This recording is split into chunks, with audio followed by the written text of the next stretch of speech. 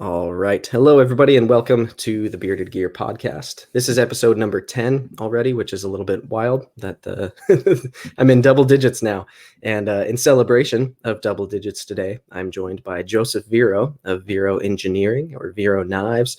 And I have had a couple of opportunities to talk to Joseph in the past, but I've been really excited for this one because I feel like no matter what amount of time passes between you and I having a chance to talk, there's always a lot happening in your world. So there's constantly stuff for me to catch up on. And yeah, Joseph, thank you so much for joining me today.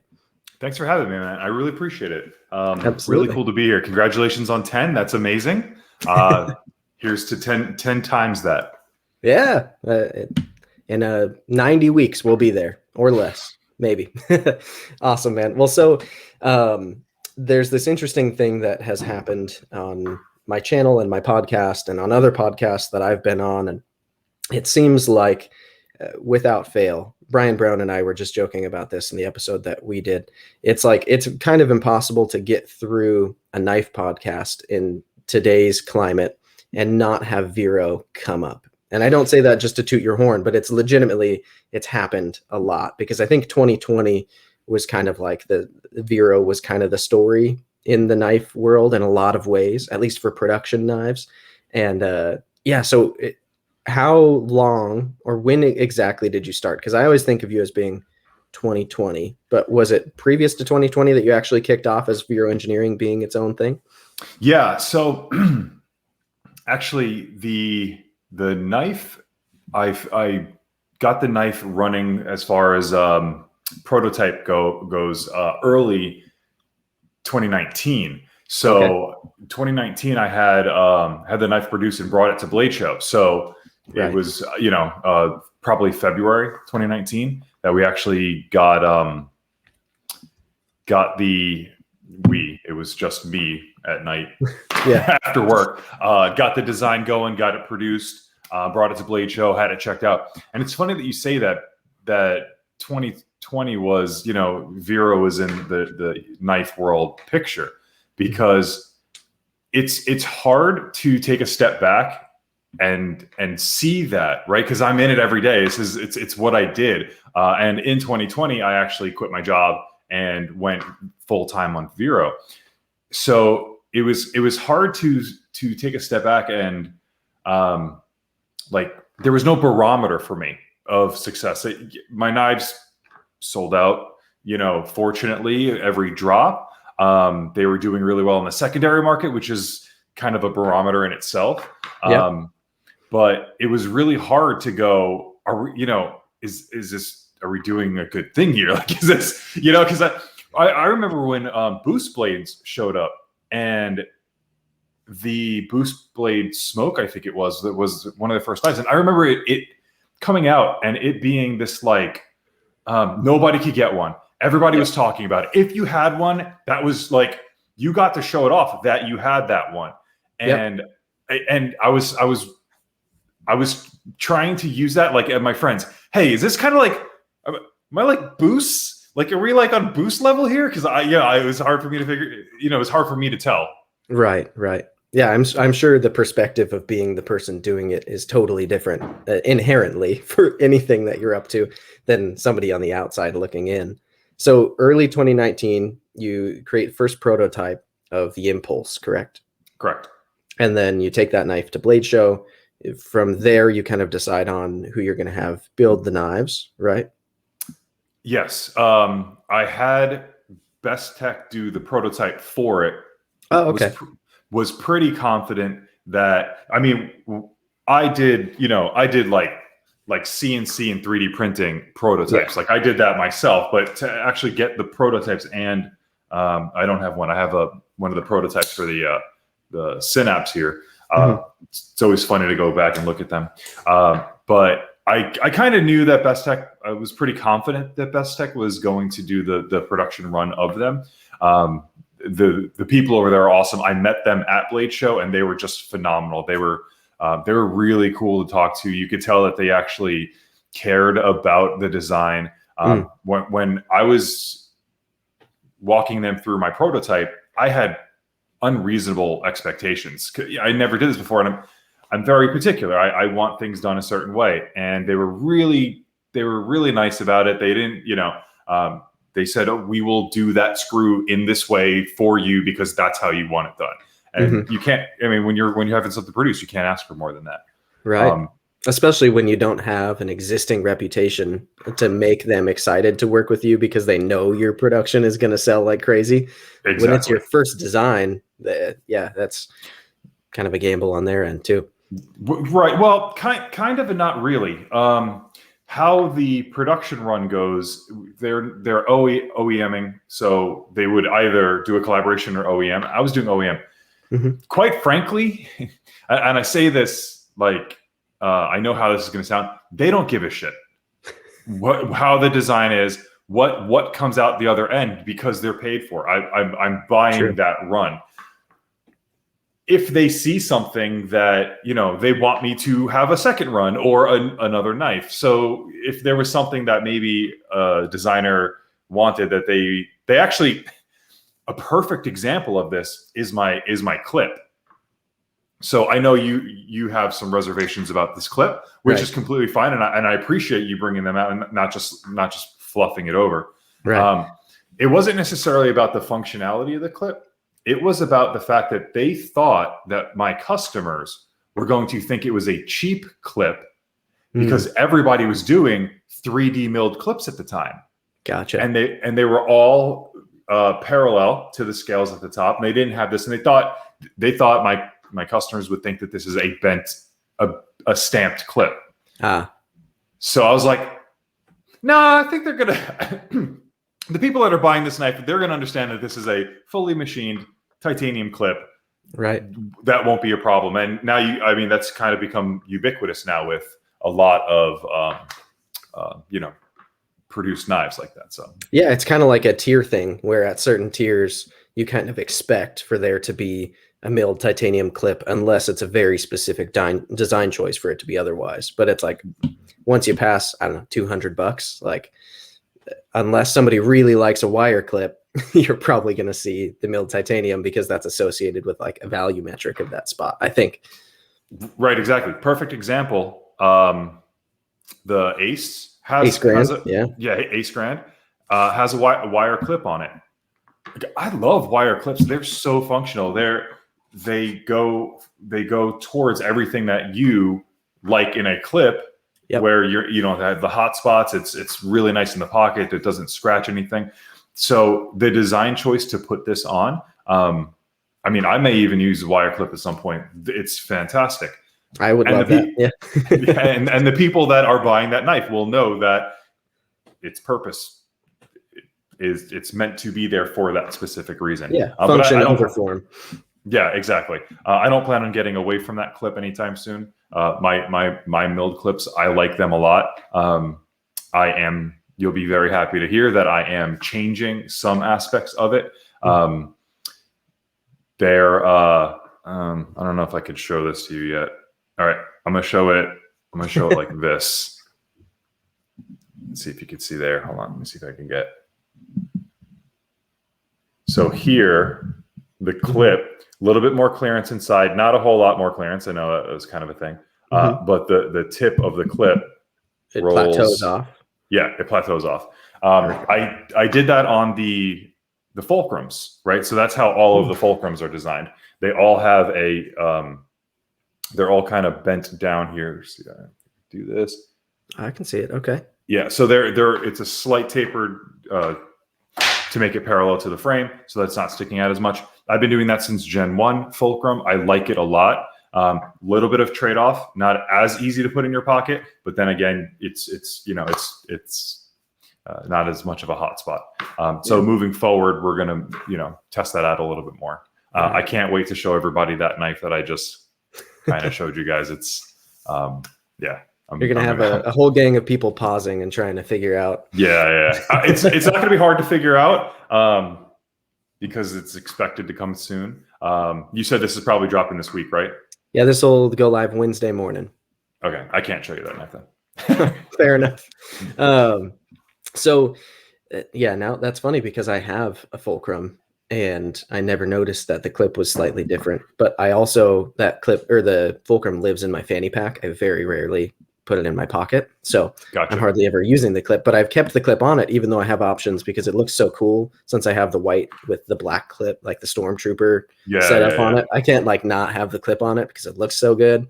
Yeah, But true. yeah, I haven't, now I'm going to go slide that in and out of my pocket a few times after this and see how it Yeah, feels. you'll see. It's you know, with having the ramp, it makes it really, really convenient. Thumbs in the way. It gives you a nice area to surpass the seam of your pants. Yeah. It does work really well. So it's a little bit of a trade off, but I think having them happy medium. Cool. Yeah. No, I dig it. And that's one of those cool things. Like, I don't know. I had Jason from Jason Beatty. You know him as well. He's one of your Yeah. moderators. One of my I had mods. him Awesome on. dude. Yeah, I love Jason. And So we good. did a podcast a couple weeks ago now, and we were talking about how many knives you've come out with. And it was all public knowledge. I don't think Jason was sharing anything because your knives are numbered and you usually say how many the run is at some point. So we did the math, and with the isotope that's coming, if our math was correct, it'll be 3,000 knives when those land, which is kind of a little, but also kind of a ton for somebody who's, like you said, 2019, you had a prototype in hand and no knives sold. Yeah. That's a pretty decent number of knives in that window of time. But what I think is so cool, because you're kind of in that sweet spot where like there's a lot of drive behind your product. There's people who want it, demand for it, but you're also still, it's just you and your wife who are doing it. And the run sizes aren't so huge that they're totally prohibitive for you. Like you've got it in kind of this manageable space where like you've been able to keep coming out with new designs. It's not 3,000 of the same knife that are out. And these little changes, you've done like CQI, constant quality improvement kind of updates on a couple of your knives already, which is just really, really cool. Because if you timestamped a year of just 1 year of time, not many large or small knife makers, knife designers are making little tweaks across multiple models and then bringing them to market. So I think you're like the autonomy you've achieved is really, really impressive. Do you think that's mostly just the size that you are, or is that how nitpicky your brain is? Like what drives you to be constantly making, because you could leave everything the same and people would keep buying, they would sell out, right? Yeah. But you keep diving in and going deeper. What's kind of your mentality on that one? Why not? You know, it's gonna take me some time, but in this grand scheme of things, it's no time whatsoever. To do these iterations, we're able to test things. So I'll get a prototype. So perfect example was the integral. I got the integral early last year. And yeah, I saw you starting to kind of tease it a while ago. Yeah, it was a while ago. And what I did was I had my prototypes come in, liked them, and then wanted to see some changes. And then not just hoping that the changes that I made were the right changes and putting into production, which I think, and not to say anything bad about most companies. Most companies are, big businesses, and, they just, it's timing, and you have to do it. And there's red tape and people to get yeses from. And Exactly. So I got more prototypes produced. So I went Mark II prototype, was really happy with some of the changes, actually went back on some of the changes, and the final product of the isotope, which is the integral, I'm really, really, really happy with. I'm going to have a production sample pretty soon. Wink. And I think everybody that sees the changes that were made over both iterations of the prototype, they're going to be very, very happy with them. And to make those changes, it took me X amount of time. It took me X amount of effort and working with my producer, my production company, manufacturer. They were the right changes to make. I wouldn't have felt good if that didn't happen. When these knives come in, if there is a new change that can be made, why not do that? Why not make that change? Why not make a better knife? Yeah. I don't know why it's not more common. Yeah, I really, one of the reasons why that became apparent to me is I'd noticed you were doing like from Impulse Gen 1 to Impulse Gen 2, subtle change. And then I think with the Synapse, there might have also been a subtle change. I could be wrong Yep. on that one. Yeah. But Geometric changes, just a little bit more on the machining side, yeah, little manufacturing things side. Yeah. that you were just making small adaptations as time went on. But then on the Axon, the fact that as like kind of it seemed to me to be relatively last minute, you made the call to switch to all T8 hardware, which I think was brilliant because I don't know why. And I've talked to a number of other people who are kind of the same way. It's like, why is T6 hardware still such a thing on knives? Because Yeah. T8, I just think it's pretty inarguably better, unless you have to have a really tiny screw somewhere for some reason. But like body screws, pivot screw, like why not just be T8? So the fact that you made that change seemingly kind of on the fly to make sure that the knife that got delivered was not immediately antiquated by the one that came out, like a lot of people would have just been like, all right, we'll save that for the next gen. These are already too deep in the process. And it's just, it's respectable to me that you take the time to let those changes happen. That was a very easy decision to make. It was, yes, we are going to do this. At what cost? And that cost, it did add some production time to the knives. We actually had to take all the knives that we had produced already, take the scales, remachine the screw holes for the scales, reassemble the knives, do test fitting, and do all of that stuff. So it did add some time. By and large, people were cool with it, especially for that specific reason. I'm not going to name names, but I pre-ordered a knife and it took 9 months for it to get here. I don't mind that. I didn't mind that before I became a knife production company, and I don't mind that now. Why? Because I know when that knife gets to me, it's going to be substantial. It's going to be hopefully what the designer and the manufacturing company meant to make. And I understand that there's always going to be some delays in manufacturing. By and large, people were very, very cool about it, especially for that change. I was very pleased to see how many people understood the magnitude of that upgrade. And people were just really, really happy about it. So here's the Axon. I'm assuming most of your viewers know. They've seen mine. Yeah. So the frame screws here, all T8. We went ahead and we just got the Synapse Gen 2s in, the production samples of them. And all of the screws were upgraded to T8 on here as well. I'm honestly not sure if I mentioned that yet or not. It's just moving forward, that's just going to be, unless there's a specific reason why we need T6. Right. Yeah, I can understand if there's like, I don't know, maybe on a clip every now and then, if access to be able to fit a screw because the backspacer is like a certain distance, like maybe you have to use a screw with a smaller head. But I think in general, it's just like objectively, as somebody who likes to tinker with my knives, take them apart, do scale swaps and mods and like all that kind of stuff is fun for me. It's just nicer when you're using a T8 bit. You're less worried about stripping it by whatever percentage it is, but it's like it's a little more substantial. So I think waiting a couple extra weeks to get better hardware on a knife I'm already super stoked about is like fine with that.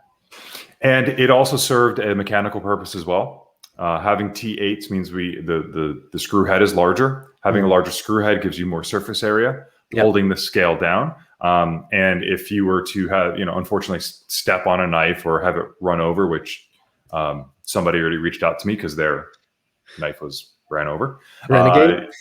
Yes, exactly.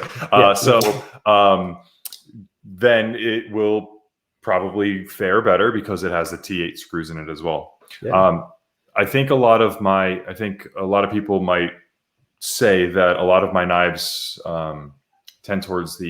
lean towards aesthetics over some functionality.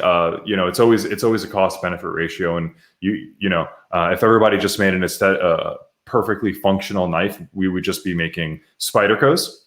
We already have the PM2. Yeah. Yeah, exactly. We already have it. Might as well just move on from that. So there's hopefully my design philosophy is clean and people agree with me on that. So doing a give and take as far as screw sizes. So the isotope prototype that I had, that we got the screw in the inlay. A T6 screw would probably look better here, and functionally just as well. There's no stresses on that inlay. It's an inlay against titanium. Mm-hmm. Having a smaller screw might actually look a little bit better. But again, now since we're going all T8 screws, it just makes sense to do a T8 screw on this as well too. Yeah, that's one of those things too, where it's like, for me, I'd rather just know that I have the T8, even if the T6 will look a little bit better. Personally, because like I haven't actually taken apart the Axon yet, but I have on the Impulse Mini, and the fact that I just used one driver for the whole knife. It's like it's a relatively small thing, but it's super nice to just not have to worry about, because half the time when it's multiple screw sizes, I forget to switch which one's in my hand, which is just me being an idiot. But then I'm like trying to put the T6 and the T8 and I'm like, oh crap, that feels wrong. Or I've got the T10 and I'm accidentally scuffing one of the body screws because it's too big of it. Like, it's just nice when it's all the same driver, all the same hardware. It's all the same knife. Like it's a nice thing. So specifically that knife, we were originally going to use T6 screws for the hidden screw holding in the clip. So if anybody takes those apart, you'll notice that hole was actually machined out after production of them so that we could change it to T8. The T6 screw, it just made sense to be able to be in there so that it could be flush and it's not sticking out. But after testing, we found that if we were to machine it down a little bit, we're not losing any functionality. We're not losing a vast amount of strength in the clip, and having that T8 screw there is it just was the right call to make. So we did that as well. For sure. Which something maybe we should go back to real quick. So you referenced how Renegade EDC, who's a buddy of mine, we're in a group chat together, talk all the time. Good guy, great guy. How he ran over his Axon. And it was literally like the night he got it. He'd been stoked about it, like all of us were for months. We talk about it in that group chat all the time. And the aftermath of that was really quite impressive, that his knife went through that in like the ice and snow and then stayed out there overnight until he was able to go out and find it. And it was really just the scales that were pretty thrashed and like some surface scuffing, but he was able to then like dye the scales and like kind of black everything out and do some like Dremel work on it and get it to look like a reasonable knife. Like someone who's not very good at modded it. I didn't want to say it, but no, you're exactly. It did not look terrible. I was very surprised. I wanted to see a before picture. He actually never showed me the before picture, but I was really curious to see what it looked like before. But yeah, no, the end result was not bad. I was impressed. And that was your one liner lock model too, which is like, in theory, I think most people assume the frame locks are going to be the more robust ones. Yeah, so for sure. That's one of the cool things about the Axon is it's thick titanium liners with an insert. And the fact that it went through that with a buddy who I personally know, so I know that it's true. You can vouch for it. Is really, really cool. Yeah, so the Axon, if the screws were the right size, you could take the scales off and run it as a titanium frame lock knife. A super slim little frame lock. Super slim frame lock. I don't think you could put the clip on. Maybe. But yeah, technically you can run this as a frame lock knife. That's awesome. I may cut some screws down one day and just test it out. I was gonna say you should start, if it works, you should sell screw sets to do like as a as an after thing. A ridiculously thin knife. It's already a super light knife.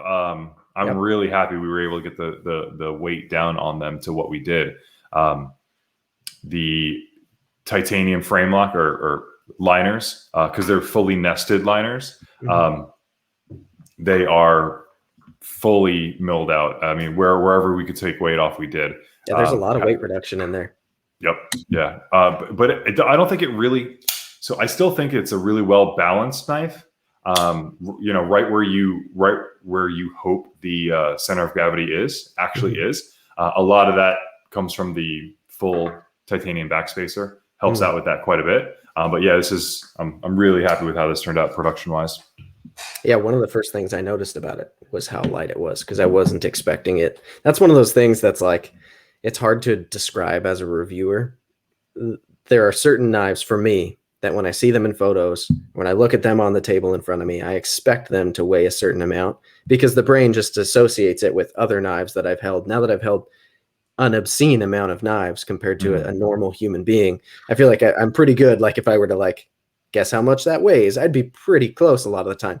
But there are a few knives like that, or like my Koenig Arius is a good example of like the internal milling is so extensive on there, and it looks kind of chunky when you look at an Arius, and then every time I pick it up, it's like that was lighter than I was expecting it to be, because I see a big block of metal sitting in front of me. Yeah, and you pick it up and it's like, where did the weight go? And I think the Axon does that too. And even like the Impulse Mini, which is not trying to be a super lightweight knife, there's a lot of internal milling on it, and it feels like for its size a little lighter than I'd probably expect it to be, because it seems like robotic and heavy and all metallic, and then you pick it up and it's like, oh, that's a very pleasant weight in hand.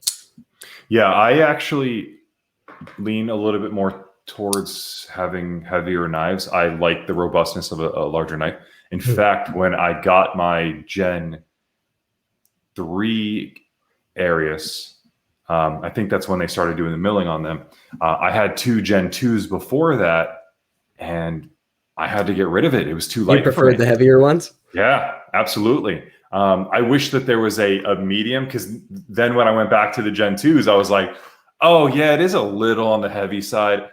So, I was going to take it apart and take it to the mill or something like that and take some out myself. But yeah, I had the Stormtrooper Gen 2 because they did. Yeah. And it was I did like the weight on that one a little bit more than the milled out, too much. Interesting.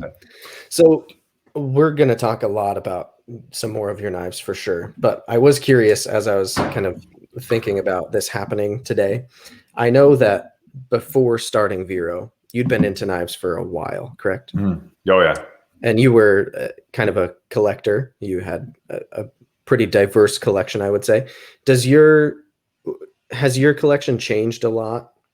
And like the rate at which you acquire knives, like how different is it now that Vero is what you do and that you have your own knife company? Because I imagine that has to change the way you look at things a little bit, maybe, or the frequency at which you're wanting to pick up new stuff. Is it different, or are you still like every bit the same collector you were? No, so it's funny. My collecting ebbed and flowed a lot over the years, depending on what job I had or what type of work I was doing, or if I was in college.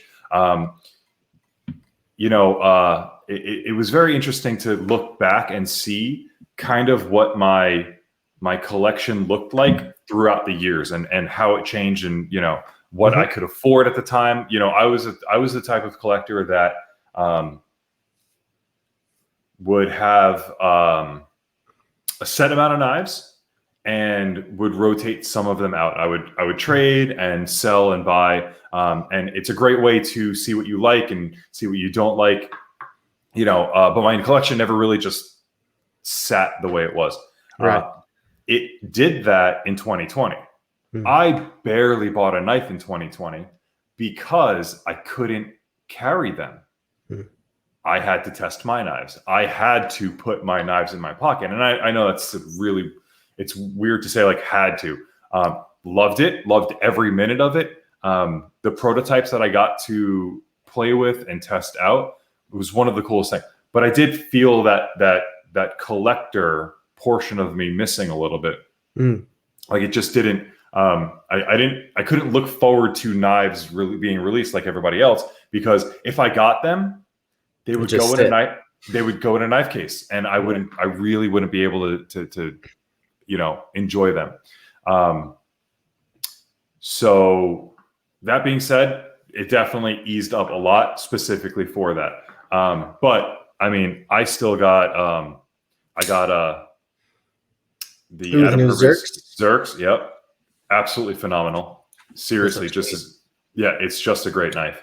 Don't really get to carry it because I have a couple prototypes, Sure. Yeah. production samples in, and need to test those out. What else did I? Oh, I got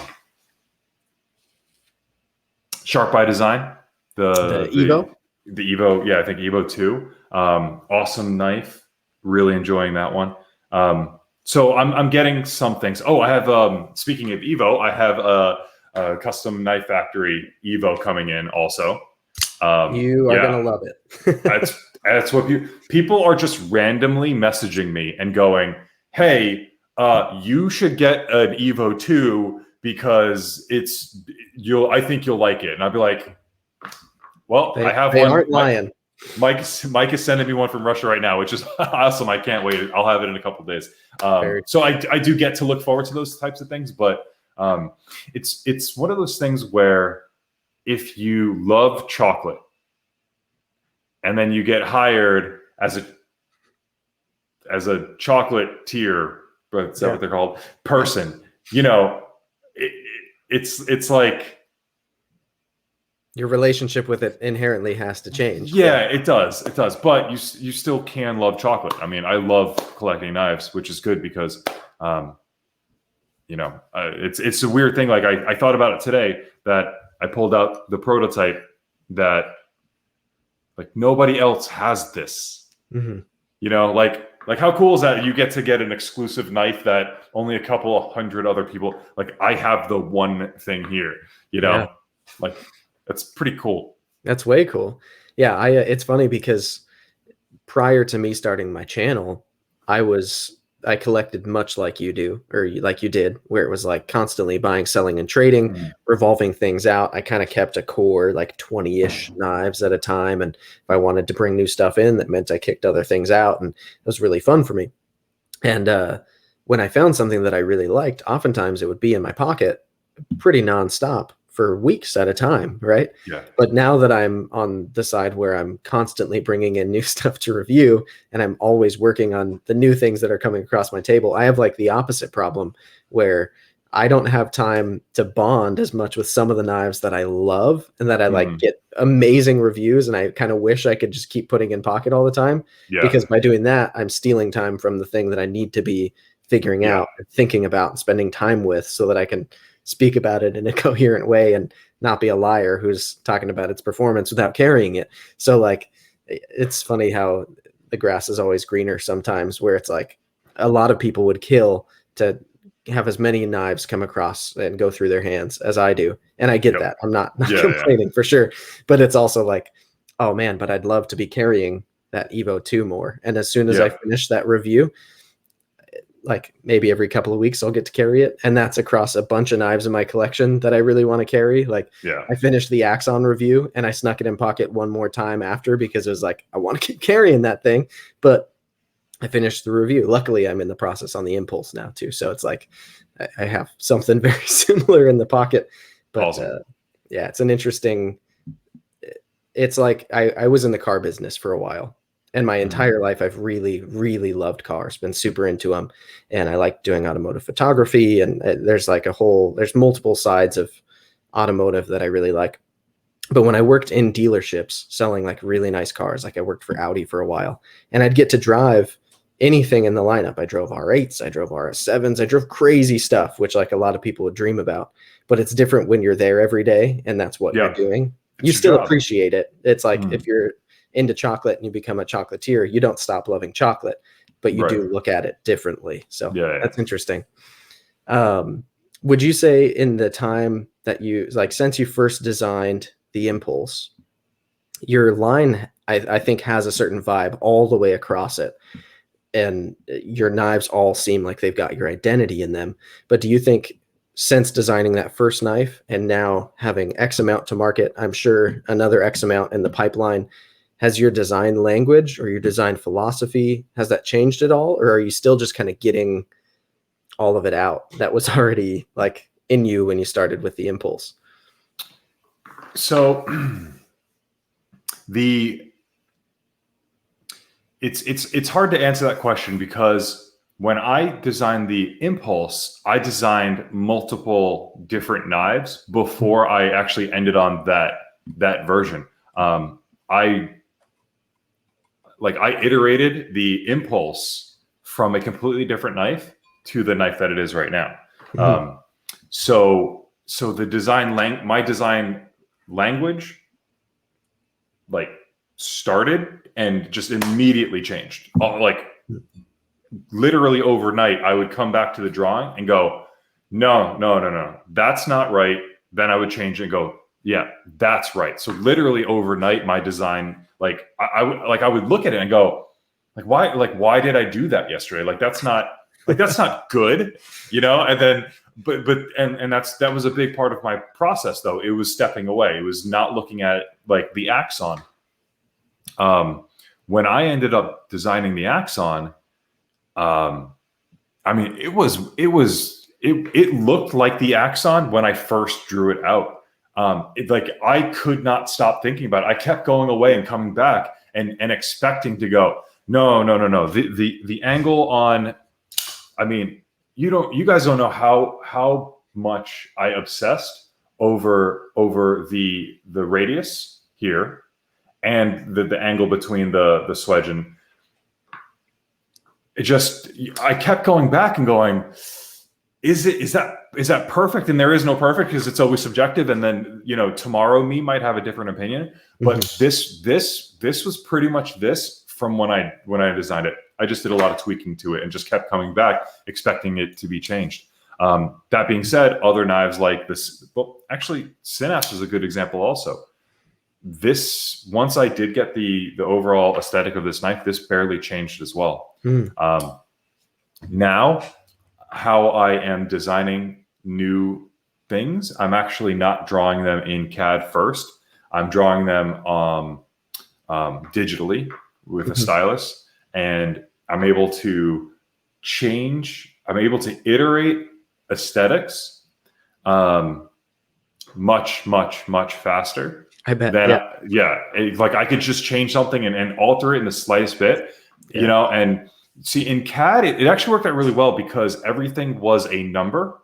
And, that's how my brain works. It goes, okay, so, this is whatever degree. And if I change it by a tiny bit, it does alter the entire aesthetics. And then I'll have to keep going back and changing that number and then seeing the iterations. Now I could put it where I think it's supposed to be.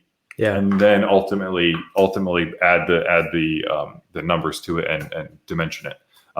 So yeah, that's that in itself. My workflow for designing has changed how I design.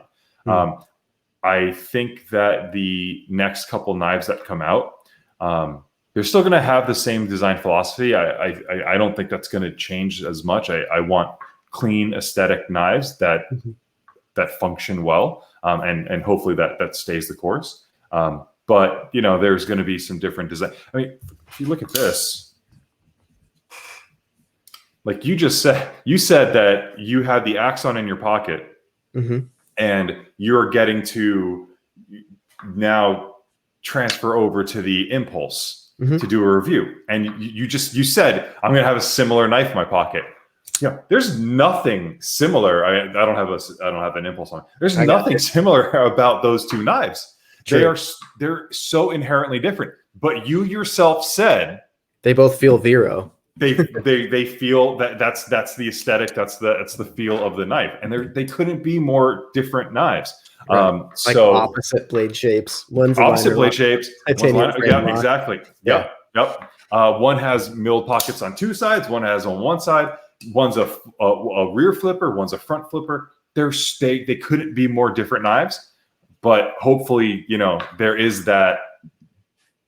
There's a consistency across your line. Right. There's a voice for both knives that speak the same language. So yeah. Do you know? So I'm very intrigued by the way you describe your design process. Especially, I think I've mentioned to you, I'm in the process with a buddy right now working on a production knife that I'll be talking about soon. I'm still not sharing details on it purposely.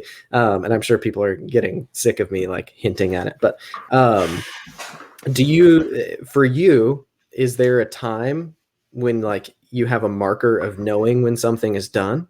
Because I think, like you mentioned, with art, you could foreseeably just go on forever, iterating on it and making the tiniest changes. You can never feel like it's perfect. Right. Um, I feel like I'm pretty decent at that. Like my wife and I are opposites in that way. She hates everything artistic that she makes and overanalyzes it. And I'm pretty good at like, this is what my vision is here right now, release it and be done. Right. Like I'm Yeah. I'm Yeah. I'm okay at that process. But for you, is there a moment where it's like, all right, right here, I've done enough. I need to let it fly?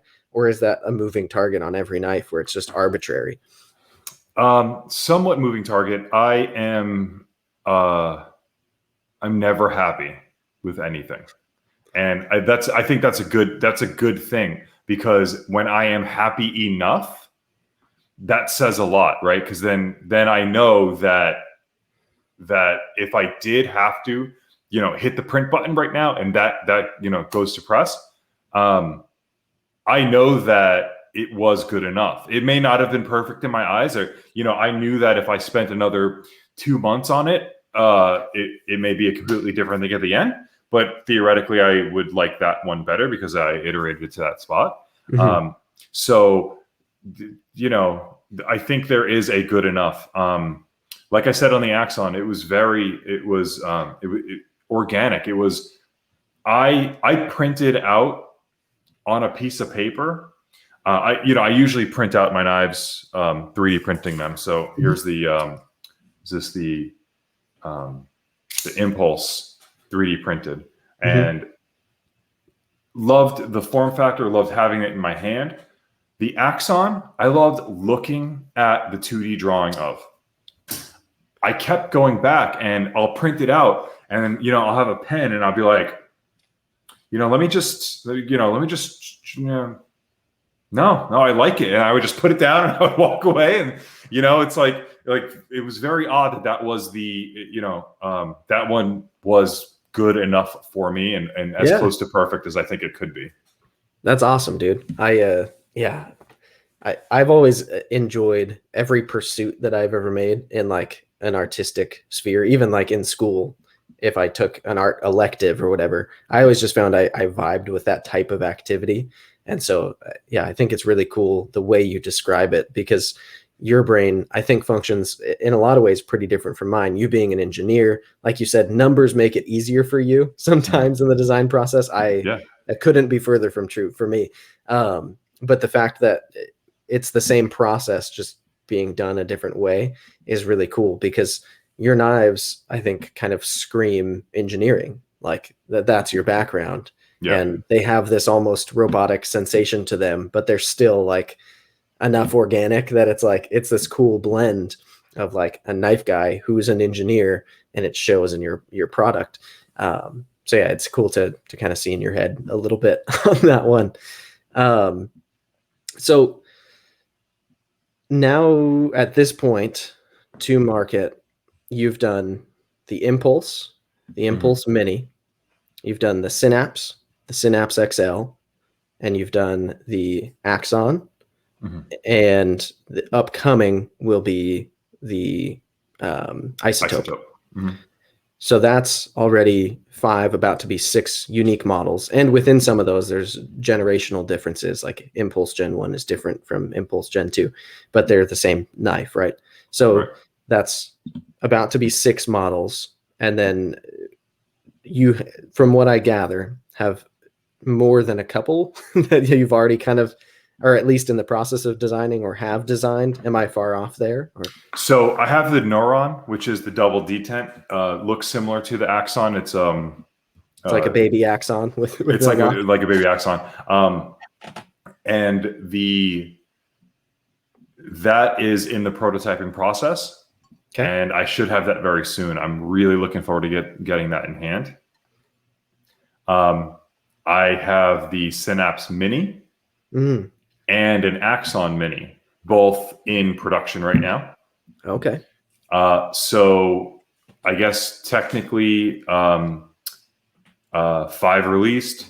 Then I have Impulse in production, Synapse Mini in production, Axon Mini in production, and Isotope in production. So that'll be 9 knives in, you know, in the time in which I started till hopefully a couple or a few months from now, which is kind of crazy if you actually, the fact that you read them out was Right. kind Well, yeah, of even took me by surprise a little bit, you know? what's impressive is that you have, like, even right now, it's kind of a catalog of knives. And yeah, I don't know. I just, when I look at people who are existing makers and have started playing the production game, right? Like maybe they're a custom maker, like Brian Brown, who I just had on. Right. Great Yep. example. His Jaeger is, I love that knife. The Jaeger M production knife that I have, fantastic. Yeah, people can't talk enough good about it.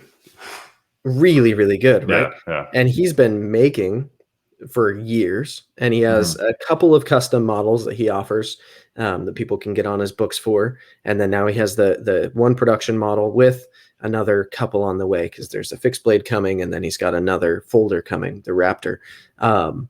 But like, I think, yeah, my mind for you just keeps coming back to the timeline, because even myself right now, working with a buddy on creating a production knife, we've started tossing around some more designs in case it goes really well and people happen to love what we come out with. But it's an unknown now, right? Because we haven't done it.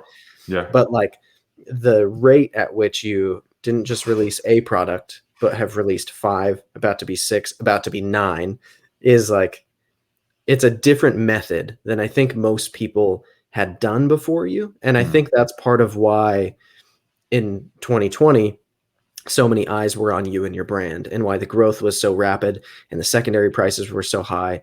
Because if you had created the same number of knives and gotten them to market and they were all impulses, I think it would still be a huge success story. But the fact that you created a diverse catalog of knives and got all of them to market means people who are just on Instagram learning about you, when they find you, it's not just a knife that they can go, I either like it or I don't, like, not really my style. There's like 4 or 5 knives that they can look at and see that you've gotten to market, that their friends have. And it's like, there's got to be one in there for them, if not multiple. So do you think, would you say that like the rate at which you've come out with new stuff has been a part of it for you? Because I'm sure a ton of people are curious looking at you from the outside in. Like, yeah. So a good friend of mine mid last year found out that I was coming out with maybe the Axon at the time. And he was like, stop it. People want the impulse and they want the synapse. Just keep making them. Just keep on bringing them out. Just milk the cow. Yeah. Yeah, just do it. Like you know, people want them. You can sell them, produce them and sell them. And I get that. I mean, maybe the business model aspect of that is probably should have been the correct thing. You know, I don't know. But I am a designer. The reason that the first knife came about was because I had a lull in designing for my company. We were working on a project that I stopped the designing process and I was moving into the manufacturing process on. And I missed designing. I missed sitting down at CAD. I missed that creative outlet. And that's why that knife, the Impulse, was created. I'm not going to stop that. I'm not going to stop designing. And then if I design something that I like the Axon, I just had to bring it out to market. I couldn't just have it on my computer and, you know, have a couple 3D printed versions of it and then that be that. And then if I do show it, or like with the Neuron that's coming out, I showed the CAD model of it and people want that knife. So I'm going to make that knife because I want that knife, and why not have that knife in this world? So I'm going to make it. Business strategy, like trying to be on the outside looking in. Maybe should do more of one run or sooner or more quickly. I mean, not for nothing. I did Impulse Gen 1 and Impulse Gen 2 both in the same year, which, you know, for a startup small business knife manufacturer or knife designer, that's pretty good turnover for that. Yeah, a lot of people who aren't doing multiple designs aren't getting 2 batches of their successful knife out in the same calendar year. Yeah, exactly. So when we started this podcast, you said Joseph Vero with Vero Engineering, with Vero Knives, and it's funny that you say that because I'm not Vero Knives. right. People want to put that on me. Mhm. I was already Vero Knives and Tools because of the fulcrum. True. Yeah. Within the first couple months of me, Part of my wall is not adhering correctly, and so pieces of it are falling on me. It happened earlier today. It's not a new thing. okay. These are just adhesive, like vinyl planks behind me, Gotcha. Nice. and it's been humid, so. All right. I hope one doesn't hit you on the head, or does. That would just make this podcast really awesome to watch. It would. They're all right over here. Oh, hold on. I'll show you. This one's on its way down. So nice. so it's going over here right now.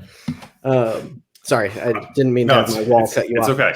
So my next project that's coming out, it's better glue for adhesive wall fixturing. I need it. So that's why Vero Engineering and not Vero Knives. That's the thing. I'm going to put my framed poster over that spot now. That'll be my fix. Nice. Got mine back there. I mean, that's the thing, right? I'm a designer. I happen to design knives and happen to have designed knives. It doesn't mean that I am going to only design knives. Fortunately, the fulcrum has been done really well. People seem to really like it. I can't keep them in stock. That was the thing I was supposed to have in stock so that when people came to my website and go, oh, I really like the Axon. Oh, shucks, I can't buy the Axon. Oh, well, I'll buy this tool that I may or may not want. And then that's why it was supposed to be there. Yeah. But I put them on the website and they sell out really well. So thank you all for that. Add those pretty frequently, right? I feel like I see you a lot of the time saying more fulcrums been added to the site, and it's like they're always gone quick. Yeah. So how I do it, I do them in batches, similar to how I do, just the nature of being a small company, just my wife and me, is that we can't get all of the Axons in. A lot of companies, and we'll be moving towards this for some knives in the future. A lot of companies get their knives in boxes. Mm-hmm. They're already in there. They're already ready for just a SKU on the side of it, and then ready to be put on a shelf. And if somebody orders it, you scan it, you put it in a bag, and you send it out. You put it in a box and send it out. Mm-hmm. I QC every single knife that comes across. So if I had them boxed up already, I would have to unbox them, test each one of them, put them back in, and then send them out. It's an extra step for no reason. Yeah, exactly. Also, I think that how my knives come packaged set them apart a little bit. You're getting this from a guy and his wife in a nice pouch with a patch that I designed, in with some candy and some stickers in a bag. I feel like when people open this, it's a different experience than getting a knife in a box as small as the box could be, so you could fit as many boxes in one container as possible. Right. So I think that hopefully that adds to it as well. Absolutely, it does. Yeah. Yeah. But when we get everything in, we have to parse it out. We have to say, okay, we can only drop 200 fulcrums early this week so that we can prep them, fulfill the orders, make sure we have enough candy to put into the bags. It's a very cute, small businessy thing that we have to do. But I don't know. I think it's a cool part of it. Well, your process and how much time it takes and the materials required. And so it seems to me like a relatively simple equation, because if you put 300 up, then 100 of those are going to take longer to ship, which you'd rather just drop those 100 later in the week when you've shipped the 200 you just sold. It makes sense to me. Exactly. Yeah. And how we do it is we get the full batch of them in a couple shipments. That's usually how most of our stuff comes. It's It's segmented into a couple shipments, and we get them in and we QC them and we test things, and then we break those down into the batches, and then we ship those out. And then that's usually a 3 week process of getting them in, shipping and selling them, and they all sell out in those drops, which is absolutely amazing. So happy people are digging the fulcrums. It's just something that I wanted to own, so I had it made, and now people seem to want it also. Then there's a lull, right? There's a production lull where the new fulcrums are being made, and that's usually a 2-3 month process. So it's actually, the time span between batch drops, it's pretty big, and the amount of people, it's weird as a business owner getting messages constantly. Hey, you don't have any fulcrums up on your site. You haven't had any fulcrums up on your site. I'm expecting you to have fulcrums up on your site. What gives, bro? And I'm like, trust me, I want to sell you a thing that you want. I want my design in everybody's hands that wants them. But it's a process, and it's kind of what we do. And we're ramping up our production. So a great point is the impulses, right? Impulse Gen 1 was 100 knives. The Axon we just did was that 500 or 600? I think 600. Yeah, 600. Yeah, and the synapses are even higher. The Synapse Gen 2 is even higher. Yeah, that's a lot of knives. Yeah, it really is. And you add fulcrums to that. Like that's, yeah. And one thing I'll say has impressed me too about your process is like literally the other day, I think I DM'd you after it happened. I placed an order for a t-shirt because I had seen you put a post that some stuff was up, like hardware for Axons and some Timascus kits. And I didn't even need any of that stuff, but I was like, oh, I'll see what got put on the site. And then I saw there were t-shirts, and I had seen you wear it, and Jason has one. And so I knew that the t-shirts existed, but I didn't know it would be in stock. And so I saw they were in stock, and that it was like $16, like a really inexpensive for a nice, cool knife t-shirt. Like a lot of them, people charge more for that kind of thing. And so I was like, oh, I'll pick one of those up. So I order it, and literally less than 2 minutes later, I had my shipping notification. I'm not going to say that everybody will always have that experience. It's probably a perfect storm of Michelle seeing the order come in, sitting at the desk already, putting orders together, and it popped up and she got it out. But it was the fastest that I've ever had. That's the shipping notification with a tracking number from when I placed an order is really, really impressive. I'm glad to hear that you say that about the shorts being a good price. Fortunately, my sister-in-law runs a company. So we get a break on them. I already am appreciative of the fact that somebody would want a branded Vero shirt, branded Vero hat. I'm not that's not something I'm trying to make, I'm not trying to get rich off of that stuff. The fact that if I go to Blade Show and there will be some random dude walking by with a Vero hat or Vero shirt on, I can't, that's amazing to me. So I'm trying to keep the cost down on the hats and the shirts. We do, if you spend $50, you get free shipping.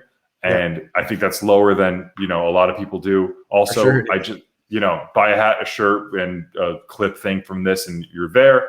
And, it's just something cool for us to do.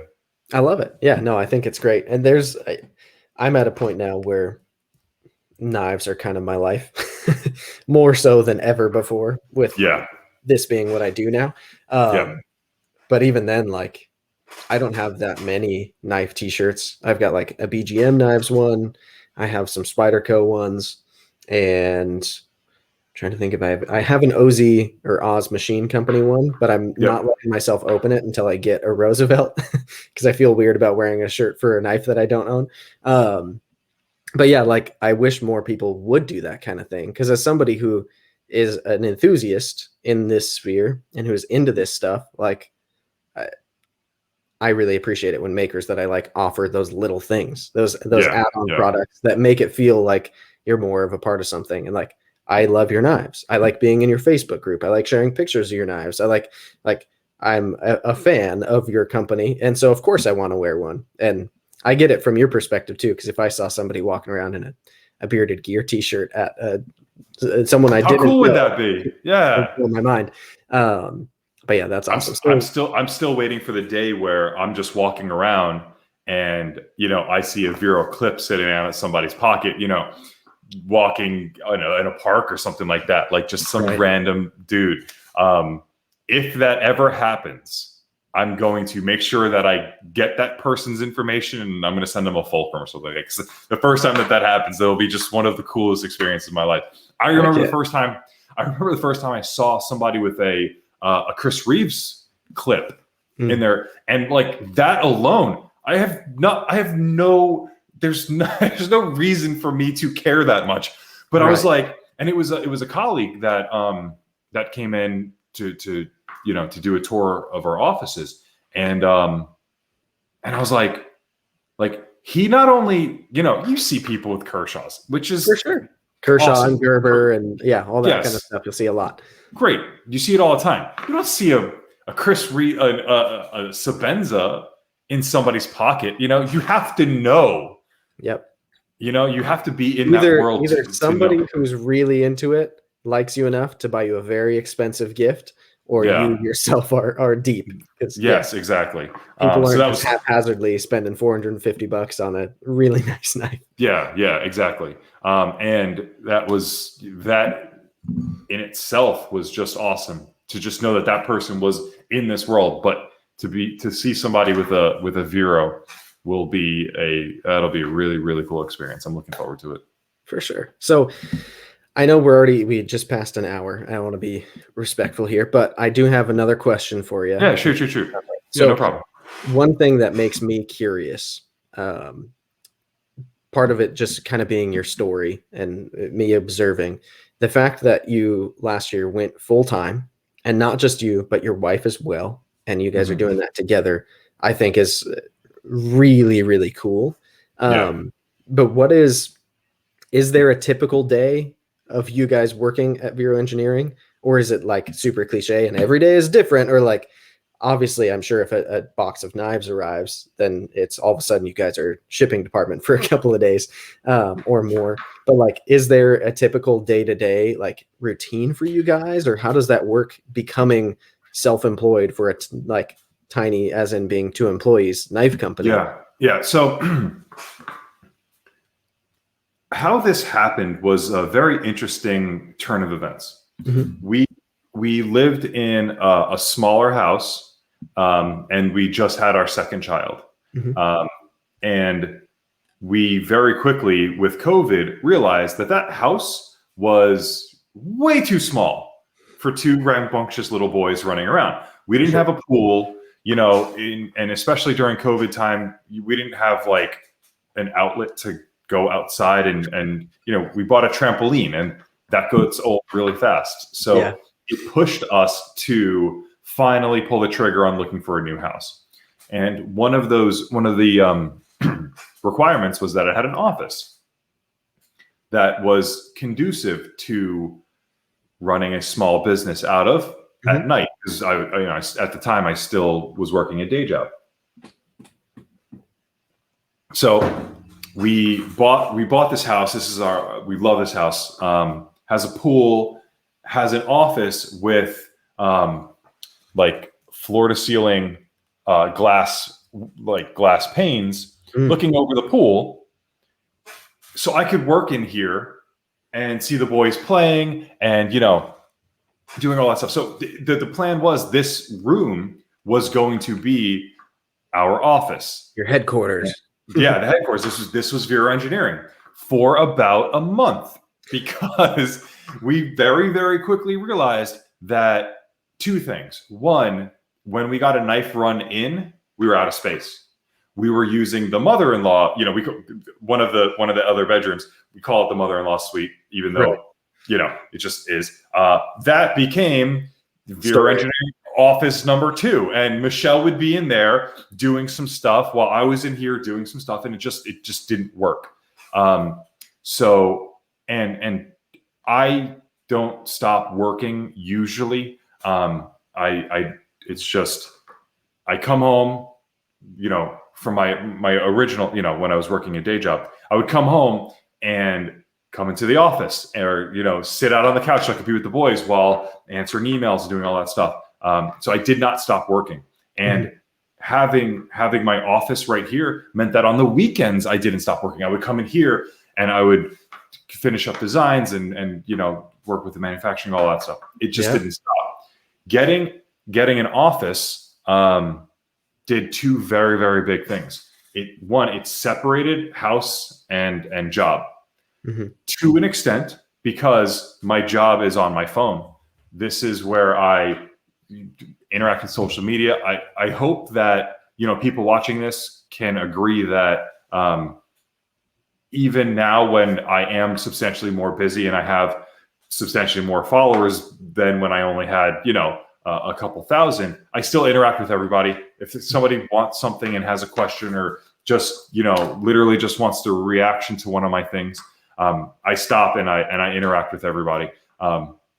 It's time consuming, but they took the time to do it. I'm going to take the time to do it. I'm going to do that as long as I can, but it's super time consuming. So having the office, getting up in the morning and me going to the office, Michelle taking the kids to grandparents' house or her mom comes and watches them, and then her coming into the office means that we have a regimented way to do our jobs.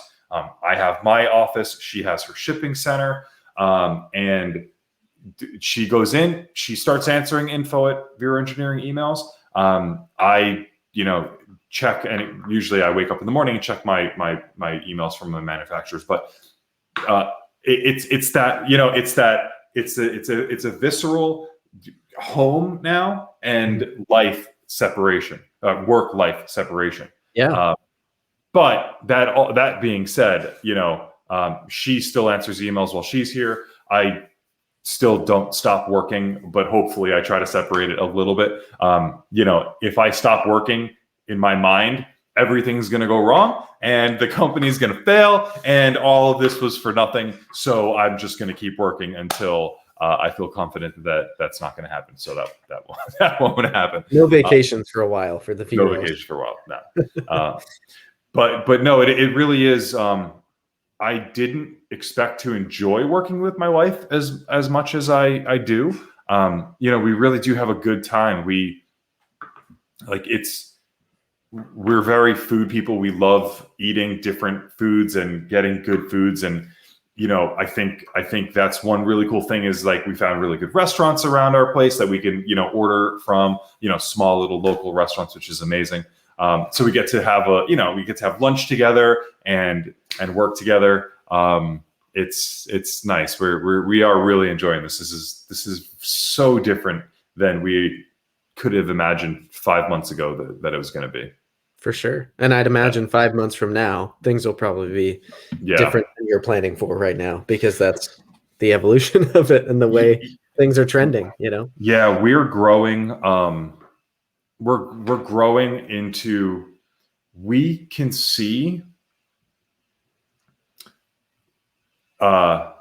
people want knives. We really appreciate that. And we've been mitigating the amount of, we've been optimizing the amount that we can do to get those knives out. We've upped our last, the Synapse Gen 2, I think there's 660 or so Synapse Gen 2s. We're going to have to work our asses off to get those in, get them QC'd, because I can do that. I feel comfortable doing that. Getting them QC'd, getting them packaged, getting them prepped, and getting them shipped, while still working with my manufacturer, while still answering emails and, doing warranty stuff and creating designs for the isotope, patches and all that stuff can't stop. And that's the hard part, right? Because that stuff, it physically can't stop because it has to happen. You have multiple irons in the fire, because there's running a business is so much more than sending your design to the manufacturer and then just being it. Yeah. There you go, printing money. Exactly. There's also the whole side of it of figuring out taxes, as now you are your own business that's moving up in income brackets, I'm sure, in terms of the more knives you bring in, the more money on paper that you're bringing in. Like, a business is so much more than just Oh yeah. product getting created and sent out. I haven't owned my own business that's been nearly on the scale that yours is, but having worked for like small couple of people startup businesses and having to be in the weeds and way more than what my job was, like, Yeah. I sympathize a lot and respect the fact that you've been able to handle it with so much grace and scale it so successfully, because that rate of growth is like, how do you plan for that? Yeah. We're trying. One thing I'm really trying to do is not show the growing pains. This isn't easy to do, and I don't want to sound like I'm complaining, because this is like, I couldn't ask for a better story than what we've had. It's been a lot of work. I don't want to keep complaining about not stop working, because I love working. It's just, I love doing this. So I get to work this much. But there is like payroll, right? Michelle and I need to get paid. We actually haven't taken a paycheck yet from the entire course of this entire company. I haven't taken a penny out. Fortunately enough, we didn't need to, and can just keep going as long as we can without it, which means that every penny that we can make from this fulcrum, dump it right back in. I can progress to the next line, the next knife, the next whatever. And at some point, we're going to have to get paid. So I have to now go on a payroll process with the taxes implications, having an office, potentially growing out of that office already soon, maybe needing to hire somebody to do a certain portion that I feel comfortable handing off. Finding somebody, I never thought about, the type of person that I need to hire needs to be tech savvy, needs to not be okay with just sitting there for 8 hours one day, putting candy in a damn bag. Like, it's a weird thing to think that I might have to hire somebody to help us do that. So it's just, it's a lot of small problems, right? They compound. That compound, but in the end, if you do solve them all, I feel pretty confident that I've done a pretty good job of solving a lot of the small problems correctly to get to this point. And I hope that we continue to do that. And if we do, I think we'll be in a pretty good spot. Absolutely. Yeah. I mean, I think it's interesting, the relationship you have with it, where you keep saying, like, it sounds like I'm complaining, don't mean to complain, but yeah. I don't hear it as complaining at all. It sounds like you're being very real. It's logistics. Yeah. And I love that transparency that you've been able to accomplish as well. I think that's part of why people feel so invested in you and your story, is because like, for so many people, it's kind of the dream, like, to take the thing that is your hobby and then make it into something that not only is successful by every metric, but is trending more and more success as each day goes on. It's just like a wildfire that's spreading. And the fact that you have found a way to ride that wave, and I think a lot of people would have stopped so much earlier than you did and been like, I did it. This is crazy. I've got 3 knife models that people love, and I can't make enough of them. I'm just going to keep on going. But what impresses me is that you keep making more little problems for yourself by continuing to scale instead of just backing off. And I think that's what's most admirable to me, because, like, I don't know, I don't have nearly as many irons in the fire as you do. I make videos for YouTube, like, I shoot pictures for my wife, and then now I have a podcast. Like, that's not all that much to manage at the end of the day compared to dealing with all of those little things. And like, when you hire somebody, hiring a first employee for a small business, you have to create a job for them. And then as being, I have to have something to do for 8 hours for that person, which I never thought. I have so much stress just thinking about having somebody sitting at a desk over there and then them going, now what, boss? And I go, Right. I don't know. That's so stressful. It shouldn't be so stressful, but it is. And imagine for you too, when that moment comes that you've got to let go of those tasks that you're now letting that person do, who isn't your I'm not. wife, who you have a Yeah. level of trust with already. Like, Right. all of that is real. And Yeah. so I think the fact that you've been so fearless about the process, that even though a lot of people would have tried to dissuade you from coming out with 9 knives in the past short history and to just stick to 1 or 2, you courageously were like, no, I want to keep making more. No, I have to. Like, I have to. You know, Yeah. it's a non-negotiable. Like, I have to bring out those knives. I love that. Yeah.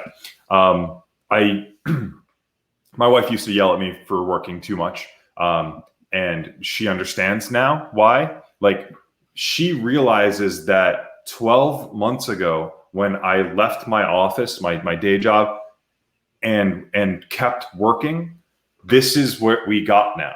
Like, we are here now because of that time that I put in then. Right. I know that in a year from now, I will look at this weekend. I sat on my computer doing X amount of work and on my phone doing X amount of work. In a year from now, I will have that payout then. I will be in a place then because directly related to the fact that I did that today. Yeah. I know that, and that definitely helps with the whole process of it. Yeah. It's admirable. I think a lot of people, like, you hear all these gurus and stuff, not that I'm trying to be one, but a lot of people try to push the mentality of like, as long as you grind, then you'll get there. And I agree with that, but I also don't, because I've been in jobs where I have ground it out for some boss man sitting in a different office than I'm in. And like, maybe if I had grounded out for, instead of 2 years, 10 years, then I would have gotten to something that I would consider an impressive metric of success. But the fact that you've created your own thing to grind out, it's like the potency of all of that grinding you do, it's so directly for you and your life that that's what's so cool about it, is you're not just like, I really want to become I don't know, some white collar thing, and I'm going to start at the bottom and I'm going to grind it out till I'm at the top. Instead, you've created your own business that is a passion project for you, but you're remarkably talented at and good at, and like all of that energy, it's all getting stored up within it. And it's cool because people can see it. Like, I have a lot of conversations with a lot of knife people, and I've had the luxury of being able to talk to you a couple of times and hear your thought process, and I always appreciate it. And even talking to people who have never had a conversation with you, it's like everybody just seems to be pretty impressed. And as somebody who's like trying to make the EDC world what I do for a living, ultimately, probably not in the identical way that you are, like, it's cool to have an example of somebody who's doing it a new way, a different way, and has proven to be more successful than the norm with it. Because I think you've broken the mold in a lot of ways. And like you said, to you, there's no other way. Like, I see it as like a fearless rejection of the other way. And you're like, no, this is the way for me. Yeah, it's the way. It seems obvious. So it's funny. Last podcast, a recent interview I did, I think I said something to the effect of like, why aren't people doing it this way? We were talking about the flipper tab with my knife. And I said, that's kind of your theme. Like you see something, you go, like, why isn't it already being done like this? Or why doesn't everybody do it this way? And for me, it seemed obvious, right? My first knife got popular. I think it sold, my first knife design sold out in the first night, which is in of itself just absolutely incredible. Look, who's going to buy a knife from somebody who's never designed a knife before? But it did. And I know why it did. Because my friends on Instagram saw it, genuinely liked it, and shared it. And then their friends trusted them in the fact that they corroborated, agreed that it is a good-looking design. They put their stamp on it. They put their stamp, and they now agree to that. And then social media social media sold my first knife. Like I sold out my first knife because of social media. Yeah. It's not a coincidence that I sold out a first knife that was all over social media, and social media is this like way to connect with everybody. I don't understand why I see other knife makers not, and I don't want to say utilizing, because I don't want it to sound like I'm using Instagram as this like master plan. It is just the thing. It's the thing that I'm on. It's how it I was works. on Instagram. Right. It's where I like to go. I like to go see your content and my friends' content. Then they started making their content out of my designs. And it's just this organic thing. And it seems so obvious. And I just don't understand why people don't do it like this. They're just not, it's like,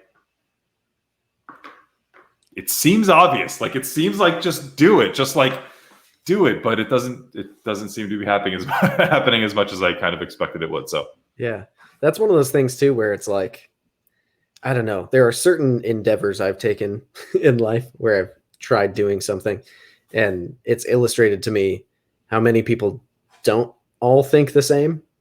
And one of those is like with what I'm doing right now, even in the niche of content creators on YouTube in the knife world. That's a relatively small select group of people. Or even if you broaden that and do like gear reviewers that are somewhat EDC or outdoor related, like there tends to be this rejection of the idea of like partnering with brands who are willing to pay them to review their products. Because if you are taking money to do this job, then you must be a shill for those products or whatever. yeah. And I grapple with this all the time because I guess I have a different outlook in the sense that my wife has been a paid content creator for years now. And that's the way that we ultimately, at this point, make our living, is like doing that work that my wife does. Yep. So I get how that works in a different arena. And then I come to this arena and I start trying to utilize some of that knowledge. And I find that there's this like resistance to it. And it's like, why are people afraid to make money to review a product on the internet? That's a thing that a lot of people already do for other products. But there's this resistance to it. And I vibe with what you're saying, where it's like, why? Like in my mind, it's so clear. And I find it so hard to relate to the people who think that it's a bad thing to take money for doing a thing that you're passionate about, or a thing that you want to do, or that adds value for other people in the market. And like, it exists in other ways. And I think the knife industry is at this point where it's kind of being shaken up a little bit. And I think you are a perfect evidence of that everybody's been talking about it now for a little while, how 2020 was like, Vero did something different. You were on the Knife Nuts podcast as like 2020 was like the Vero year, and they're not the end all be all of everything that gets said about knives, but yeah, it's funny to me because I relate a lot to your strategy and your methods, because I think it is so focused on the here and now and the tools that actually exist. Like if you're not using social media, it would be like not using email 15 years ago. Like for your business, you should be using that tool. And if you're not perfect at it, then like keep using it, get better at it, hire somebody who is great at it, like figure that out, like it's the way. Like Google it. Right. I mean, there's no secret to it. I like engaging with the people on Instagram. If I post something, I used to do it as a hobby. Like my personal Instagram, I hit 1,000 followers, and it was such a momentous occasion for me because it meant that people wanted to look at my stuff. And this was before I started Vero. Mm-hmm. They wanted to see the pictures and the knives and the stuff. Let's be honest, this is all adult show and tell. And Instagram allows me to get up in the front of the class and show something off, and people can either just like not pay attention or look at it and go, oh, that's pretty cool. And if they look at it and go, that's pretty cool, then we all get the warm fuzzies. It's the whole point of this. It's the entire point. So if I'm now doing it with my product and somebody wants to, I don't care. You want to give me the high fives or the fire emoji on a post that I just made, you took the time out to do that because you liked that thing, I'm going to high five you back 100%. Like, for no other reason than I'm happy that you like that thing that I did. Yeah. I'm going to high five you for sure. Why don't people do that? Like, why don't they I go and I check, I see a post and I look in the comments and it's devoid of any responses.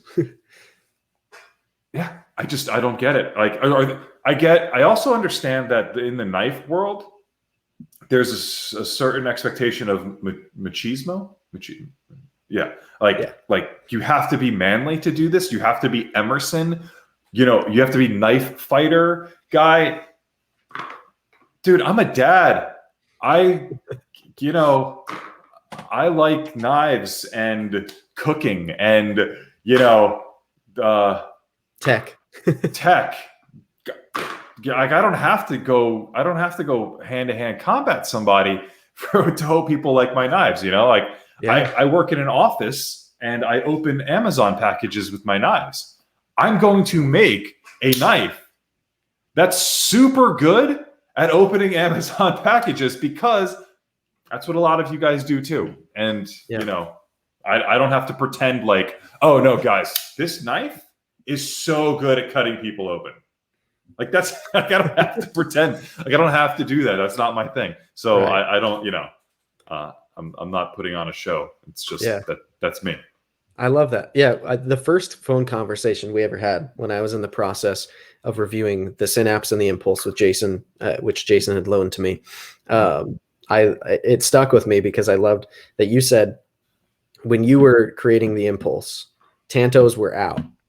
Nobody was in Tantos, and Tantos were like, it was a blade shape that virtually everybody who had it like a pulse on what the industry was doing would probably like, you probably shouldn't make a Tanto. You should pick a different blade shape. That's not what people are buying right now. That's not where the money is going. Right.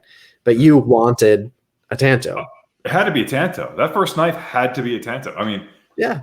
And so you made one, and I made it. Yeah. It was just like, that's the theme with you, is like, I wanted it. That's the way that for me, it worked. And then you just like fearlessly went there. Come what may, this is going to be my knife design. There's going to be enough people, ideally, that want that. Like, I don't have to cater to everybody. I can do something kind of niche. This is a front flipper. I know. I can tell you off the top of my head, people that will just not buy it because it's a front flipper. Right. That's cool. There's enough people that will buy it because it's just specifically because it's a front flipper, and also they don't care whether it's a front flipper or not. They like the design, so they're getting that. So it's you don't have to try to cater to everybody all the time. Yeah. I think it's a good theme. I think like overwhelmingly each time that I talk to you, I believe it more and more that you are so that way, because at this point it's been an hour and a half. I think that first phone conversation we had ended up going like an hour. We've talked a few times and it's like so many people, I'm sure, who listen to this are going to be people who are already fans of your brand. Some of them will be people who are curious, but then I know there are a number of like makers, whether they're custom or designers or wherever they fit in that, who will listen to this. I don't want to like toot my own horn and make it sound like everybody in the knife world is going to listen, but a lot of people are curious about what makes you tick, because what you've done has broken the mold and has been different. And so it's interesting to me that to you, it doesn't even seem different or wild or weird. It doesn't seem out of the norm the way you've created your situation, because to you, you're just like, you're stalwart. Like, this is the way that it makes sense to me to do it. And you're analytical. You think about it. It's not just like, I feel fluffy about this. You analyze things, and then you just set out and you make it happen. And it's probably kind of frustrating, because to a lot of people it's like, yeah, but what is the secret? What's the ingredient in the sauce? And it's like, working hard. Like, how cliche can it be? Yeah, exactly. Like being present and responding. Like I I myself have, you know what? We talked about the Arius a bit. Bill Koenig, I mean, he was a how do I put this? When Bill Koenig came out of nowhere, he came out with a fury. Like there wasn't, it was pre-Bill Koenig and then post-Bill Koenig. Yeah. And then now there will never be a pre-Bill Koenig because of what he did and how he did it. I had a problem with one of my knives. I sent it to him. I'm not going to get into specifics. I got my knife back. There was a shirt in the package. He was like, I was like, oh yeah, like that makes sense to like, if there was an issue, apologize. Don't, you don't have to beat around the bush. That's a problem, and it was taken care of. Okluma, flashlight. A good friend of mine is really big into the flashlight community. And when I first started this, Simon, my other moderator, he goes, listen, dude, like if you're curious of like an archetype, like how to do this, you have a problem with this flashlight, you send him a message on Instagram and he will get back to you. He will answer your question or help you solve that problem. I had a problem with my clicky stopped working on this. And he just said, what's your address? I got 5 clickies in the mail a week later. Like, why? Like, that's not that hard to do. Like, it didn't cost him that much, but I am talking to you about this right now. Yeah. I'm talking to you about Bill Koenig. That's worth so much more than 5 little buttons, Yeah. That's one of those things too, where I think a lot of people overthink those little things. Like a business that I worked for, one of the startups that I was kind of a part of, my direct superior in that business was remarkably difficult to get any kind of like reasonable customer service solution out of if it cost the business anything. If it cost the business a cent, he wanted to prove that it was the customer's fault and that we weren't at fault. We didn't have to send them anything. If it was a bolt, like it was automotive aftermarket parts, it could be something small that could easily be handled, or sometimes big, but like that stuff. You can't quantify. It compounds. Right. But you can't quantify good customer service. Like you can't put a dollar amount on that. First and foremost, it's the right thing to do, right? Like it's like if something happens, how would you want it to be handled if you're on the other side? I think that's a pretty good indicator. I had some screws, a lot of people strip the screws on my knives because the T6s, they're just not robust, and I know for a fact that a lot of people use shitty drivers. They don't have brand new WEHA bits. I'm fortunate because I buy them in bulk and I throw them away after I use them a couple times, just because I have an expectation. The sharp bit makes a difference. Yeah, it really does. But they'll message me and go, hey, can I buy a screw set from you? And I go, yeah, I probably should sell them, but I send them out. Now, don't message me and ask me for screw sets because I just said that. Everybody, it's abused. It tends to exactly. Go away. Then I physically can't. I need the screws that I have for warranty and stuff like that. But if somebody messages me and says, hey, listen, trying to take the clip off, I messed up the screw. Do you have an extra? Can I buy it from you or whatever? I'm going to send that to them and I'm going to add a sticker into the pack. Like it's just the right thing to do. Have I lost money because of it? Probably. Have I, arguably gained a lot more? Right. You can't quantify that aspect of it. But one thing, if all this is said and done, I want people to say like, he was reasonable about it. I just think that means a lot, and it should. Yeah. I was talking to a friend relatively recently, and he's done quite a bit of like consulting work across a number of sectors, if you will. A really interesting guy who I like to talk to a lot. And he was talking about how in the hospitality industry, with really nice hotels, certain ones have a certain budget that they've literally gone and done math and figured out, if we have somebody who's unhappy for any reason, the person, whoever they're interacting with, has the ability to make it right up to, like, some of them it's $10,000, some of them it's $20,000. Like, if somebody gets a stain on their t-shirt, instead of just like, oh, we'll dry clean that for you, it's like, we're going to have our tailor come out and make you a brand new perfect t-shirt while we have that one dry cleaned.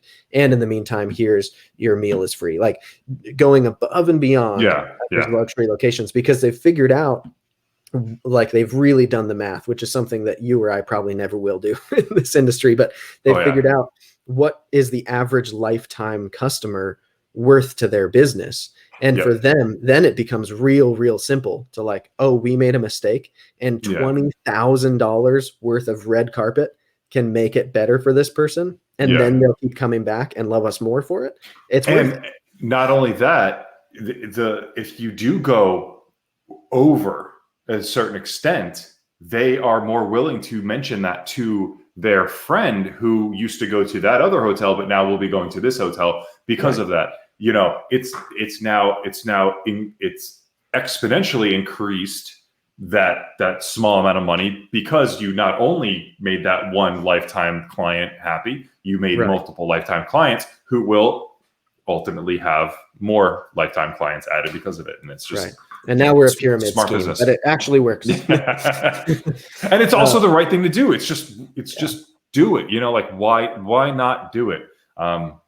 If you can, right? Because my first run of knives, I only had a certain amount of hardware.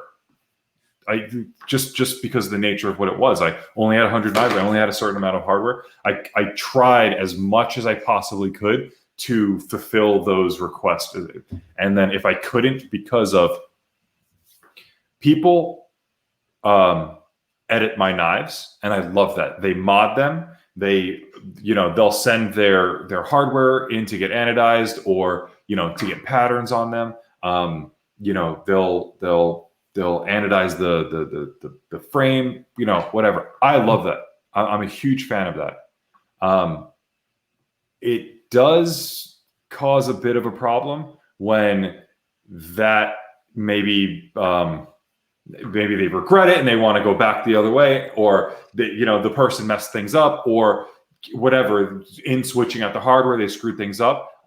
It costs me literally money because of that. I still love seeing it. I love seeing people edit their knives and make your knife yours. I love that. Yes, it's going to cost me money. I don't care. That's just something I love seeing, and I'm not going to stop. Right. And I think most people on the consumer end, obviously some people are just determined to be unreasonable on that end as well. Yeah. But like, for me, if I mess something up on a knife, my expectation when I reach out to the person behind that knife is, can I buy the part I need to make this right? And then that's the correct thing to ask. It is, because I did it, right? Like, that's on me. It's not your fault that I broke the component on the knife that you made.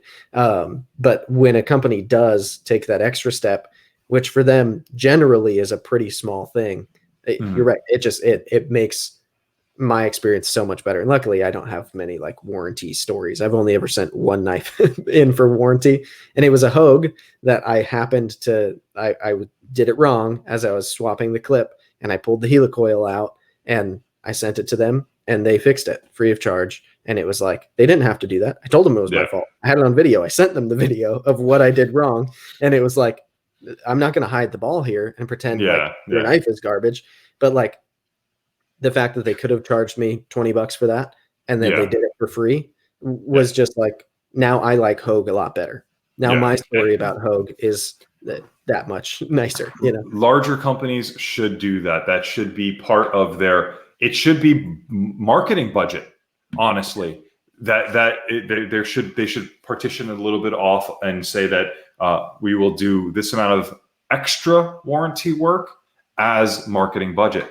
For me, that's hard to do because, I bought those screws, I physically paid for all of this stuff coming in. I don't have that baked into the price of the knives,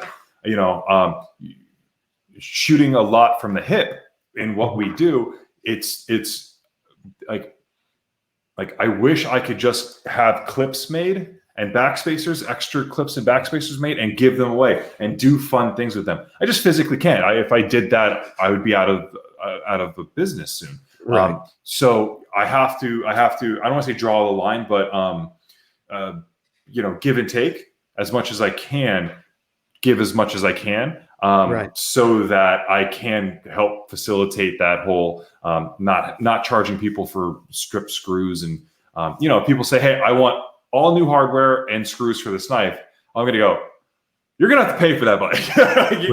At some point you have to. That's taking advantage if people. It's a non-zero number. Exactly. Yeah. So we'll figure. Hopefully in the future we get to a certain point where we can do more of that type of stuff. But crawl, walk, run. Right. And in the meantime, as long as you're doing the reasonable thing and what you view as the right thing, then what more can people want? And I think most of your buyers are pretty aware of your story and who you are and how this is a growing, currently scaling thing. And so the fact that you do any of that is it's a shame, but it's not normal. Yeah, right. Exactly. It's interesting seeing that also because you're on the Facebook group. My Facebook group is amazing. Just one of the coolest places. The people there are just some of the most awesome people. And they create, I'm not taking any credit for it. They created one of the coolest groups on the internet, in my opinion. Slightly biased opinion, but my opinion. But it's cool seeing new people come in and not know that about Vero, not know that we're just a couple people in an office designing knives and making things and, shipping them out, together on a Tuesday doing things. And then it's cool to see a bit of a transition, them go, oh, I didn't realize that's cool. And then they can now get behind us and we could be their horse in the race. We can be you always see, support small businesses. And I never really understood that. I don't want to say I never really understood that. I was never able to get behind that. I always went to a small restaurant that I knew the husband and the wife and the kids back there cooking. We've always done that. We always will do that. And we will always choose that over, an established restaurant if we can. Exactly.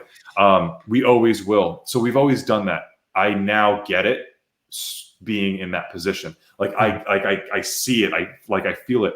And I get to see the me on the other side supporting me on this side as the business owner. And that is really cool. Yeah. It's something I never thought, you don't think about that type of thing, but we are helping to create this all encompassing thing. We get to produce things that people want. People get to help support us doing it. Somebody just sent me an email. I said, oh, what's your order number? They said, 431.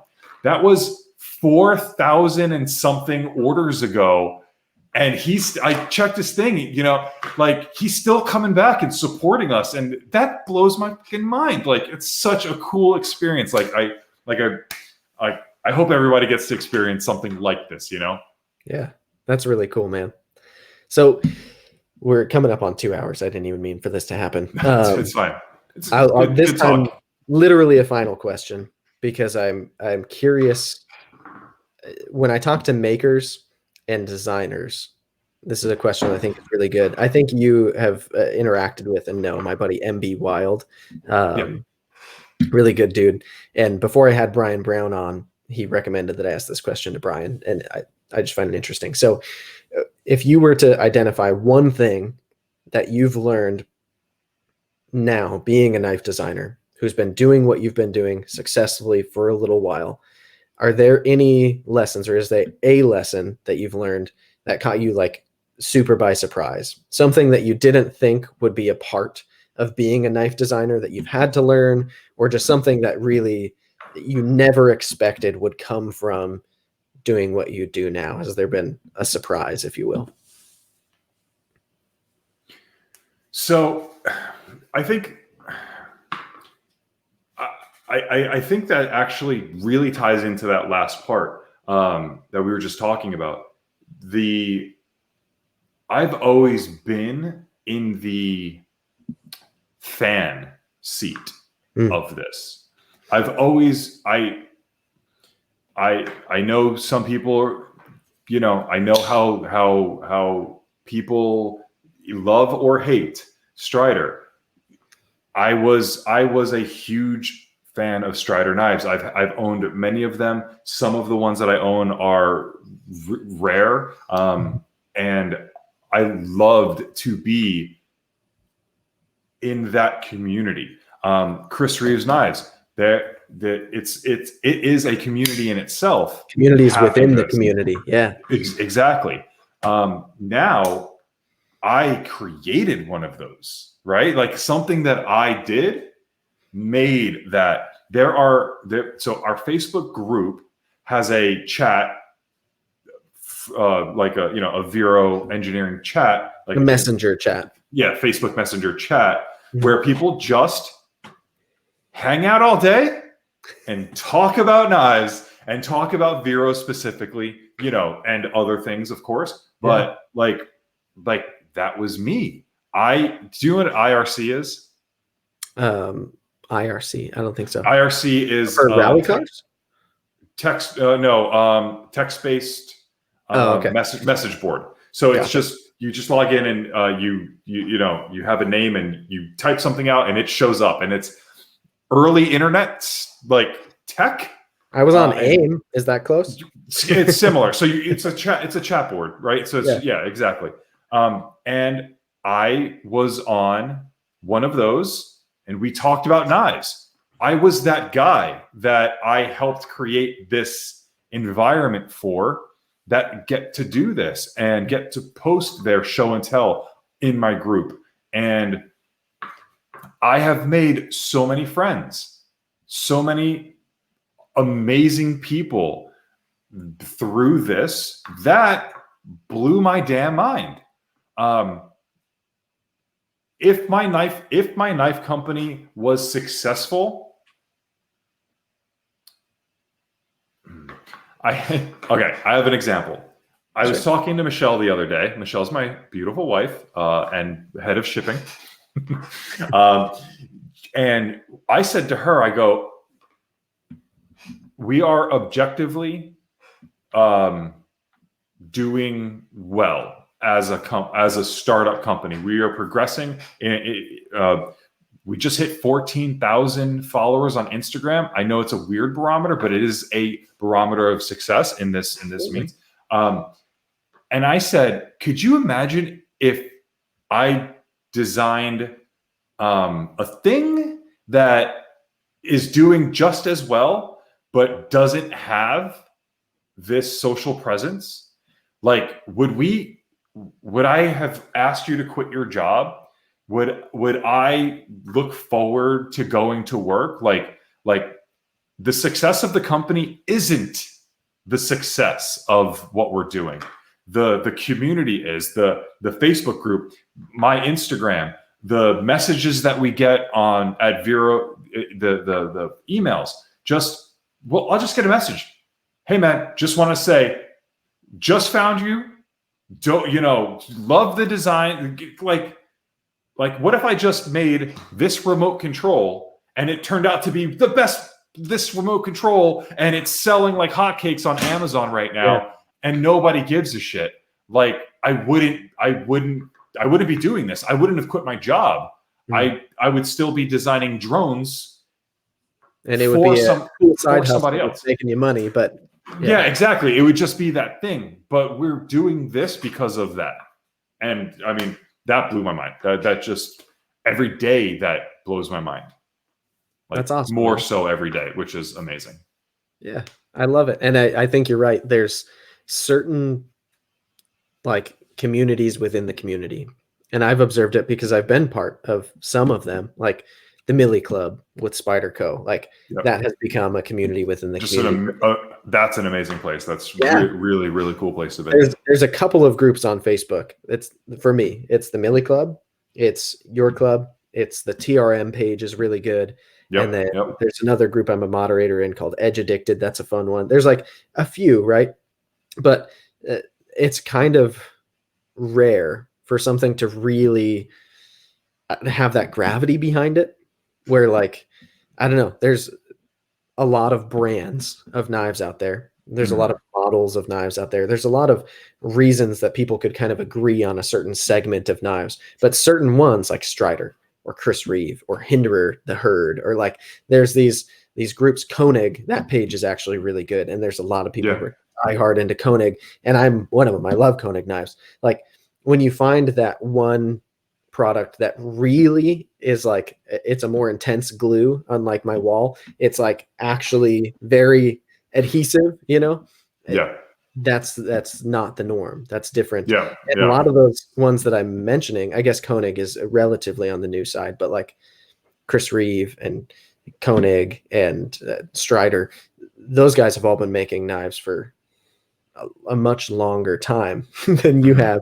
And those groups have had a longer time and a greater shared history to get to that point where they're really tight. But your page and even your interaction on Instagram and all that stuff, like you said, not a perfect barometer, but those people really do seem more invested and more like, I don't know if you want to call them fanboys or just how diehard they are about the product, or there's all kinds of terms you could throw at it, but people are really into it. And that's unique. I think it's impressive that you've been able to do it.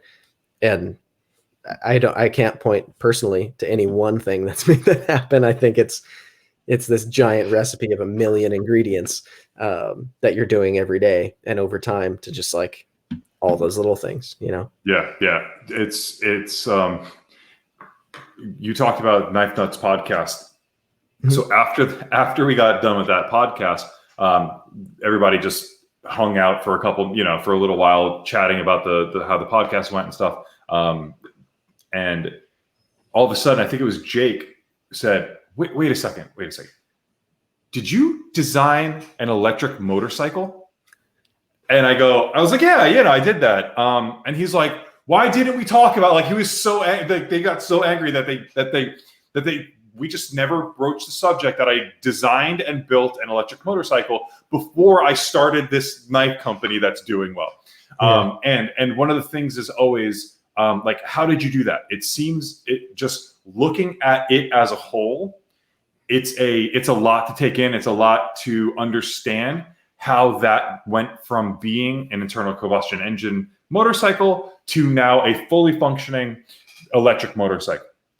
But it's easy. It's so easy because all it is solving one problem at a time.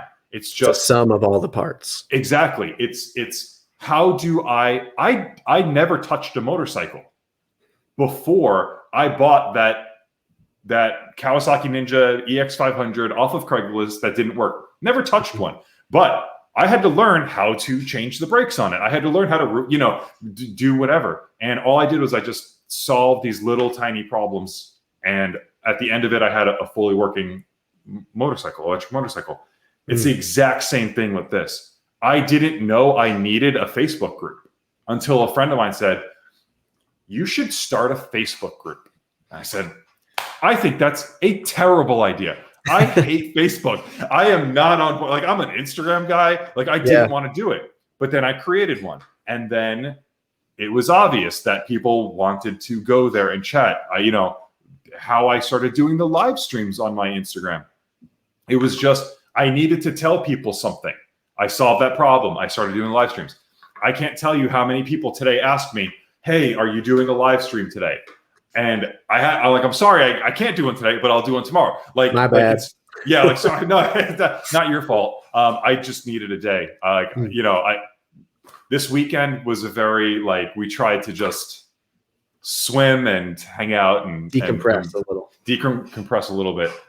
We got our last Axon out, the last pre-ordered Axon out last week. which is a huge thing for us because of the delays, because of shipping delays. I don't know if you know, the last shipment, because of the snowed in, well, literally everywhere in the United States was snowed in. Right.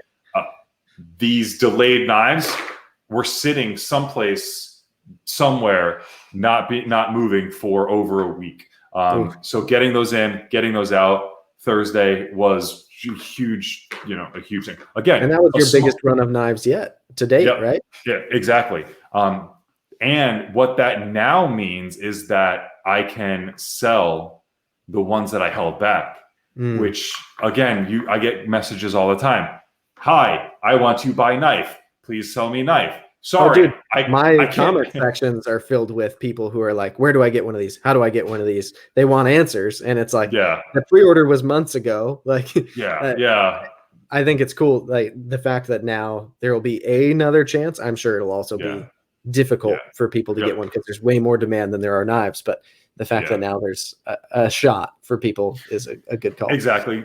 Like I said, trying to increase numbers. That's another just this problem that we have to solve. How do we, Michelle and I, order enough knives that we feel comfortable? Because that's a big business decision, spending that type of money. People think we just say, all right, pre-order knives, we get all the money in, then I order the knives, and it's not how it works. Timeline wise, it doesn't go that way. Right. Nobody wants to sit there and wait 6 months for a knife, which is why I do it the way that I do it. So we're increasing that, we're solving that small problem, and then we're moving forward. Getting that Axon out was the last Axon out, was a milestone for our company, milestone for me personally. So I said, all right, this weekend, sorry everybody on Instagram, I tried not to answer as much as I could, although I did answer quite a bit. So I dig it, man. Well, we're at 2 hours. I think we should put a bow on it. But before we do, where can people who are listening, who are learning about Vero through this podcast, where can they find you? What's the best way to stay on top of your drops and all those questions that I inherently get all the time of when and where can I get these knives? Who do I talk to? Where do these people go? So I think the main place that I am at most of the time is Instagram. If you're even curious about it being just a small business and how things go, like I post stories of the things that we're doing day to day. I think that's one of the, if I was me as a knife enthusiast, would be following me as a knife designer to see this type of stuff. And I love that if I post something even somewhat mundane that we're working on or something like that, the reactions that we get to that. I love that people actually give a shit, that they do want the knife, but they also love the story and they're craving involvement in it. Yeah. And people are involved. They really, really are. We do things a certain way just because people suggest it, just because people want that type of thing. I'm doing the live stream tomorrow because so many people asked me to do a damn live stream. So I'm going to do one tomorrow, and I'm going to show off the Synapse Gen 2 production samples that I got in. And there's some really, really good ones in there. So Instagram, it's Vero Engineering on Instagram. To find out about drops, I do post a lot of stuff kind of hinting towards them on Instagram. Then I give the full daytime how-tos, all of that stuff in the newsletters. So if you go to veroengineering.com, scroll down just below the first slide, you'll see a sign-up page there. I do not send out a lot of newsletters. People actually get upset with me at how infrequently I do. I just don't like seeing a bunch of spam coming across. I don't use it as like a sales tactic-y thing. You want it to mean something when they get exactly. I want them to see it and go, there is something in there that he wants me to know. And that's why I send them. So sign up for the newsletter, sign up for it soon. I think you said this is dropping Wednesday. Yep. Probably will have a newsletter out just after that. because we're going to drop something that we've been holding on to for a little bit. So that that's a really good time to do that. Then, that all being said, we've talked about it. I'd be remiss if I didn't talk about it a little bit more. Facebook, Vero Engineering. So it's facebook.com/groups/Vero ENG. It's just a cool place with a lot of amazing people. Absolutely. I can vouch for that. So yeah, if you're listening to this as a podcast, rewind if you missed any of that. If you're watching on YouTube, which a lot of people do, it'll all be linked down below. So I'll have your Instagram, your site, and your Facebook. And I'll agree. I'm on all of those. I think your Instagram is unique from the other two because you get a lot more behind the scenes of what you and Michelle are up to every day. You get like, the reason why I know what your pool looks like is because of Instagram. You're always showing knives over the water, which is really cool. Like I can see what you guys are doing there. And then newsletter, you're right. It's funny. My wife now gets them because I tried to have her help me get a mini impulse. And so every time she gets it, she forwards it to me later in the day. Like I didn't get it, Yeah, that's funny. So that's the newsletter. And I agree. You're not bombarding them out. You're not making it an issue. And then Facebook is a total different community from Instagram. A lot of the same people are going to be there to follow you on Instagram, but the type of conversations that happen there, the way that Facebook works at having threads and being able to comment with photos and being able to like all of those features make it a very different platform. So that's like that communal space where like the fanboys exist, if you want to call them that. Yeah. Well, that's a dirty term, but no, that's a great point because it's Instagram was the original adult show and tell, right? That was the place where you posted the picture of your knife and people commented on it. Facebook became so much more than that because you can post your picture and then ask people to see theirs also. It's show and show. Yeah. It really is. It's show and show. It's show and have a conversation about it and have like a legitimate conversation about that stuff. Never expected that. Facebook, say what you will, but that aspect of it, that camaraderie, that way of sharing things is just absolutely killer. Very cool. And you've got awesome moderators in there. I'm friends with Jason and Tyler's really cool too. I don't know your other one. I should change that, but Simon, he's a flashlight guy. Speaking of flashlights, we are working on one. I've heard that. Really excited about it. It's definitely a bit of a longer process than the knives for many reasons, but Simon's helping out with that. Really good guy. He's I love it. Well, sweet. I mean, this goes without saying after the conversation we've had, and if any of these people have watched my reviews of your knives, but I will continue to watch intently and probably be buying most of everything that you come out with. And it's interesting too. Like, I love that you're the type of maker who right from the beginning, you mentioned like, I know, Jake, I've watched your videos. The pocket clip isn't your favorite thing about my knives, but that you can take that on the chin and like, that's fine with you even like that.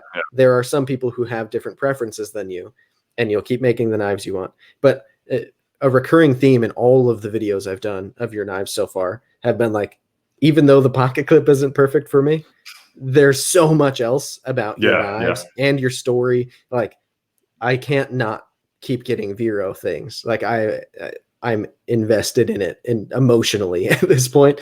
And I love the knives for so many reasons and how they function. And like, it's just, I'm a fan at this point. So trying to claim to not be and be totally unbiased would be wrong and dishonest. But yeah, so I will continue to be making people jealous with all the Vero stuff that hopefully I get. And, thank you, man. I really appreciate that. I remember watching your first video, your first review, and you were like, "Yeah, no, I'm not a fan of this knife. This isn't something that I like and I want to own, and I'm just not a fan of it." And then I love the fact that you were like, "Okay, this is what I said before, but here's why I do actually like this knife." And I'm learning some things. Yeah, exactly. And you had no problem going back on that and saying, I didn't understand it then. I understand it now. And I do like it even more so because of that. So that's awesome. Yeah. Really your knives are a big part of why that process has stuck and why I still do unboxing, first impressions, and then full review. And I give time between first impressions and full review, especially because that was a perfect evidence of how my mind can change through experience of using something, feeling it out, and discovering its eccentricities. And so, yeah, I'm a fan, buddy. So thank you so much for coming on, Joseph. I appreciate it, buddy. We'll hopefully do this again sometime soon. Yeah, for sure. Definitely. This was really cool. I had a great time. And I will continue watching your YouTube videos. And now that I know you have a podcast, sorry, I only recently saw that you did because of Jason. You're good. But yeah, I am now a fan of yours as well. So awesome. I'm really glad that I was able to be on. Thank you, man. And if you miss 98% of my content, I will not judge, because I put out more than any reasonable person can consume. So I will tell you, I like you and I like Jason, but I am not listening to 4 hours. Okay. I wouldn't even listen back to it myself, probably. So I'm with you. Well, thank you so much, Joseph. It genuinely has been a pleasure. Again, those links, if you're on YouTube, will be down below. And if you're not, then rewind to where he said to find him. And yeah, it's check easy. Out. It's Vero Engineering everywhere. That's true. So thank you so much. And we'll see everybody on the next one. Thanks.